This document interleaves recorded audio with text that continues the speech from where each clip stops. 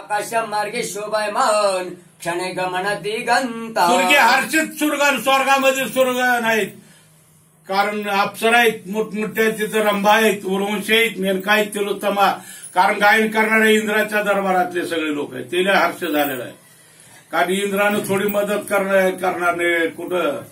आता इंद्राच्या मनात किती मदत करावं असे भावना आहे त्या कुणाला रावण मरते वेळेस.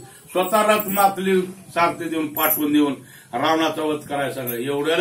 एवढ्या लोकांमध्ये रावणाबद्दल, कारण जे प्रेम होतं रावणाबद्दल ते प्रेम कोणामध्ये राहिलं नाही, कारण हे आई साहेब नेल्यामुळं तर सगळं जगत पालटून गेलं. एकदा देव होय पाठी मारू आता नसती इग्न येती घरा. देवाच्या घरी जर यानं हे असली कर्तव्य केल्यानंतर रावणाला कोण बरं म्हणेल म्हणून असं सगळे लोक आनंदानं जल्लोष करणार, रावण मरणार. येरीकडे रघुनंदन झाला अत्यंत उद्विग्न, सावध पर्या सावधपण मार्ग निरीक्षण मांडले. येरीकडे रघुनंदन जाऊ दे, इकडं समाचार हे दोघं बोलत असतील, औषधं नेतील घेतील, पण रामाला कोडं पडलं. आता माझा हनुमंतराय वाढवून झालं गेलाय ते गेलाय, पण वेळ तर झालाय ना. आता लक्ष्मणाबद्दल जर औषधी नाही येळ्यावर आल्या आणि सूर्योदय जर झाला तर लक्ष्मणाचा प्राण गेल्यावर उशिरा येऊन औषधी काय करणार. याच्याकरता रामप्रभूला चिंता वाटू लागली.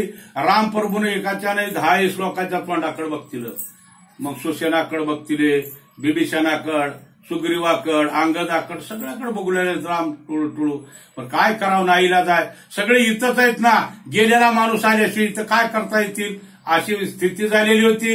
रामाला अति दुःख झालं. आता येत नाही हनुमंतरा येळवर, फटफट व्हायची आली. काय करावं वाटू लागलं. का पानयचे कपिनंदन का लागले विलंबन, न कळे काही झाले विघ्न की राक्षसी छळून मारेल. बजरंगबली काय येत नाही याच्याबद्दल संकेत निर्माण केले रामाने. का पानयचे कपिनंदन, काय झाली विघ्न, कारण राक्षसाने छळून मारला की काय. काही गोष्टी अवघड आहे, तिथं जाणं सोपं आहे का काही. 14,000 गंधर्वाचा पाडा फार आहे त्या पर्वताला. एवढा कठीण मार्ग जाणं आणि कठीण मार्ग जाऊन तिथून एवढ्या गंधर्वाची एवढी होणारी पराकष्टात चुकून औषधी आणणं सोपं काम आहे का. काय झालं असेल त्या हनुमंतराच्या सोबत गंधर्वाचं हनुमंतराचं तुंबळ युद्ध झालं की काय. अनेक कोडा भगवंताला वाटलं आणि चिंताक्रांत होऊन हनुमंतरायाबद्दल बोलू लागले. जाता मार्गाची भुलला आणखी पर्वतांतराशी गेला की जाता मार्गाची भुलला वेडावला कपेंद्र. जाता जाता सोन्याचळ पर्वतावर जायचं, दुर्याचळ पर्वतावर जायचं, मेरू पर्वतावर गेला का कुठल्या पर्वतावर शिखरावर उडान गेली की काही पत्ता लागणार.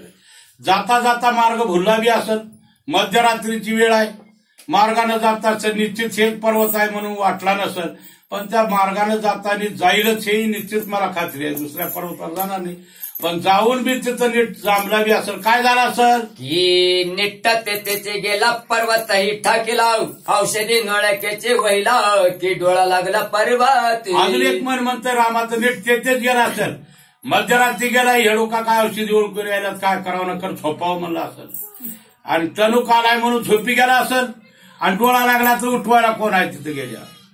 झोपलाय तर झोपलाय, केवढं झोपणार आहे की आता मला तर का कळाले म्हणजे रामानं. पण झोपी बी जाईना हो, असं कसं झालं असं. राक्षस कोणी मिळाल्या त्यात ते माया केली बहुत, गोगून पाडला हनुमंत कपिनाथ विटंबे. हनुमंत झोपणार नाहीत, पण राक्षसच भेटले असतील संयुद्धाला. मध्यरात्री औषधी न्यायला आलंय तरी कोण तस्कर आहे असं तसं म्हणून भांडणं झाली असतील आणि हनुमंतराय संघ युद्ध केले असतील. पण युद्धामध्ये पराजय झाला असेल हनुमंतरायचा का नाही, पराजय होऊ शकत नाही, कारण माझा हनुमंतराय तेवढा लेचापेचा नाही. कसा आहे तो नभी राक्षसासी नाकळे सर्वता मायसी, जिंतून माया राक्षसी निज कार्यासी लाधेल. आम्हाला खात्री आहे तो नभी मायाची जिंकून राक्षस आहे. अहो 14,000 गंधर्व लई थोडेच, काहीच नाही तिथं उगा हनुमंतराला चुटकीला पुरणार. किती राक्षस मारले हनुमंतराने याचा पत्ता नाही. किती राक्षस होतं रावणाच्या नगरी. रावणाची एकट्या घरची संख्या होती 80,000 बायका, 1.25 लाख पोरं, 1.5 लाख नातून पंतू, एकेका पोरला 10 बायका. याला 80,000 असल्यावर त्याला किती असतील. एवढं कुटुंब मोठं तेवढं उद्ध्वस्त झालंय.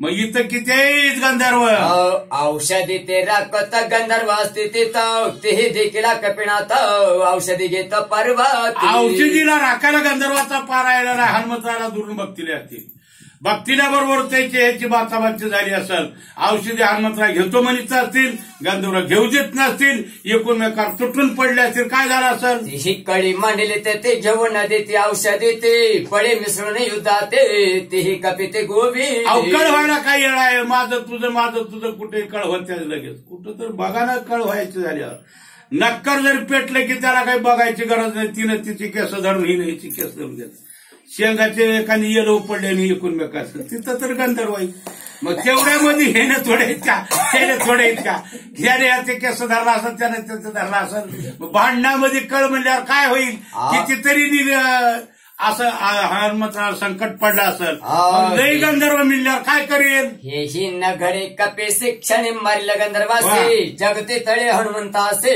रणयुद्धासे न रामाने तुला सांगते ही न घडे पिशी जगती तळी हनुमंताला युद्धाच्या प्रसंगात हनुमंतराला कुठंच आपजे आलं नाही आतापर्यंत